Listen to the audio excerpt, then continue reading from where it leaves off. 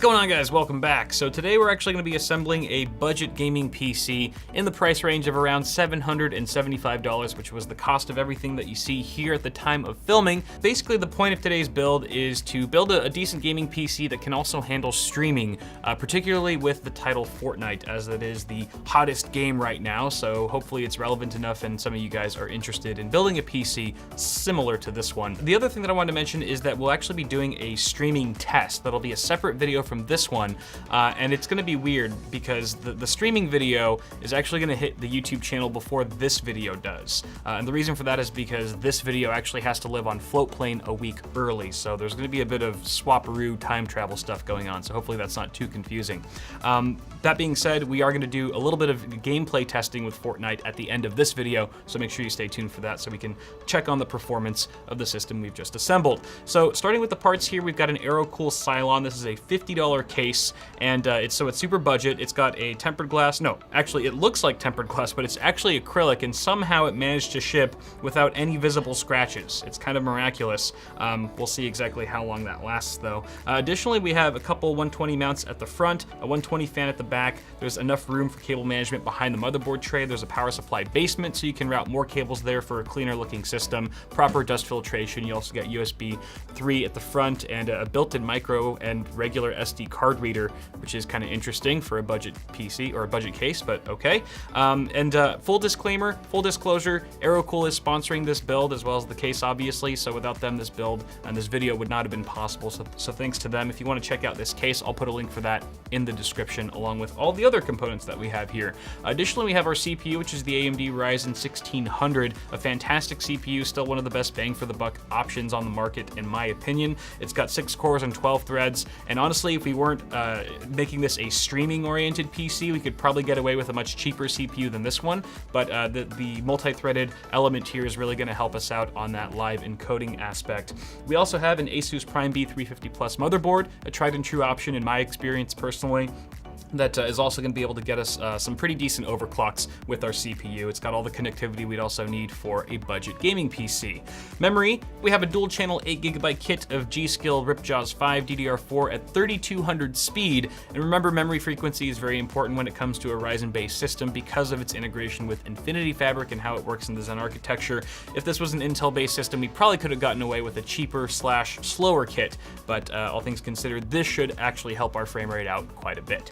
Our graphics card is the GTX 1050 Ti from MSI. Now, I don't have the actual retail packaging for that card, so we're using a 1050 box with some slight modifications there, as you can see. But this is a great card. It's got a 4GB frame buffer. It should be plenty for Fortnite, as I think the recommended specs is a GTX 660 on the GeForce side. And since we're several generations ahead here with the Ti model of the 1050, I think it's going to be just fine to tear through some frames in that particular title. It's also one of the cheapest 1050 Ti's you can find right now on the market across Amazon and Newegg. I think the retail price was $220 on Newegg, which is at least 10 to 15 bucks cheaper than all the other models I could find.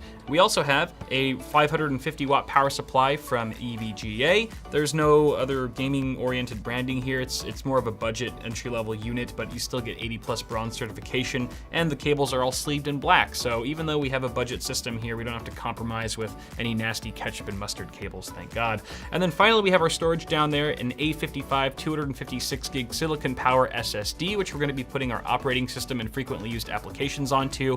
I've actually used this SSD in a recent build, and I'm using it again here, so just sort of recycling it because it's one of the cheaper options that you can find at that capacity. I think it was only 64 bucks at the time of filming, which is fantastic price to gig ratio. And then finally, we have our 1TB mechanical hard drive in the form of a Seagate Barracuda for our games, of course, and other backup media files. And those are all the parts for the build, ladies and gentlemen. Again, I'll put links to all the stuff in the description, but without further ado, let's go ahead and get assembling this PC before diving into what's hopefully a smooth and enjoyable Fortnite experience.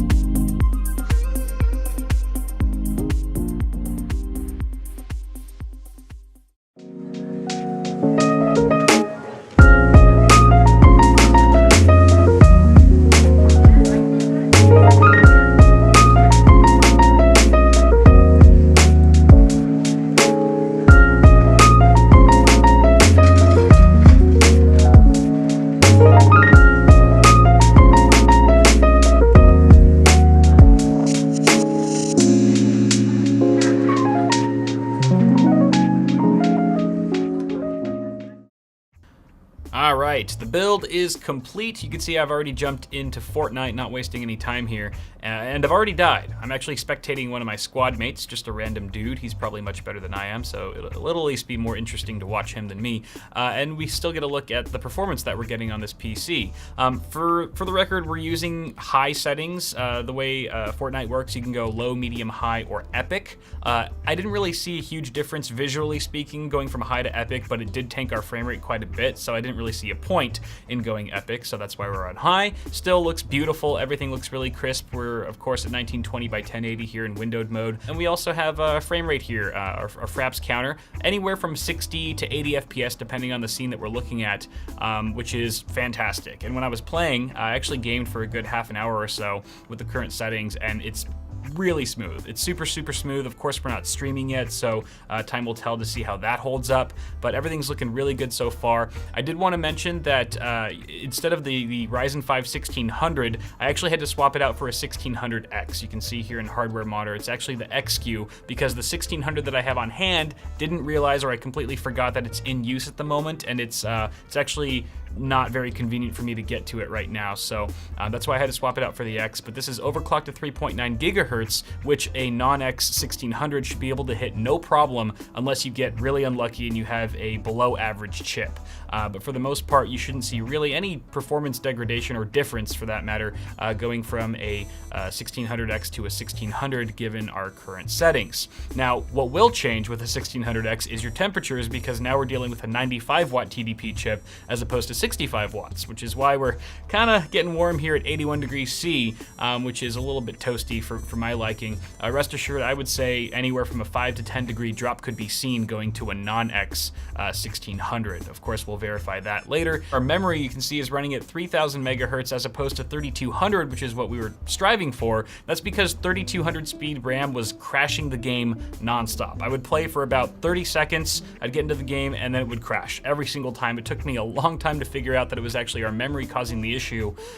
Just the actual frequency was too high. I'm not sure if it's an incompatibility thing or it's just not playing nicely with the game. Could be a little bug in the game, who knows. But dialing it down to 3000 megahertz doesn't affect our frame rate all that much, going from 32, and it does allow us to play the game very stably, so that's what we're running at there. As far as our GPU goes, I did overclock our 1050 Ti with a 170 megahertz offset on the core clock and a 300 megahertz offset on the memory clock. That took us to around 1650-ish megahertz, give or take, kind of is fluctuating there. And then memory speed is at 1752 megahertz. GPU temp is 69 degrees Celsius, which is pretty solid, no red flags there. And it looks like we're eating about 2.5 gigs of VRAM at the moment, so plenty of breathing room there. But wrapping things up here, the system is looking really capable so far. If you're just looking to game with some Fortnite at 1080p, obviously the performance isn't earth-shattering, but it's very playable, very smooth and enjoyable. I think anyone's going to be really happy with this level of performance. Obviously the 1600X is getting a little too hot for my liking. I'm definitely going to be swapping it out for the 1600 when I start streaming, which again, that video should already be up on the channel, just so we don't overheat, but everything else is looking really good. So guys, let me know what you think, if you would do anything differently with the build itself, what you think of the performance so far. I'm sure you guys have an opinion as always. Leave it down below, I'd love to read all about it. Apart from that, guys, toss me a like on the video if you enjoyed it. It always helps, and feel free to get subscribed to the channel for more tech stuff coming at you really soon. You can also check me out on Floatplane if you want to watch my videos a week early without ads for $3 a month. I'll leave a link for that in the video description. Apart from that, thanks again for tuning in. Have yourselves a good one, and I'll see y'all in the next video.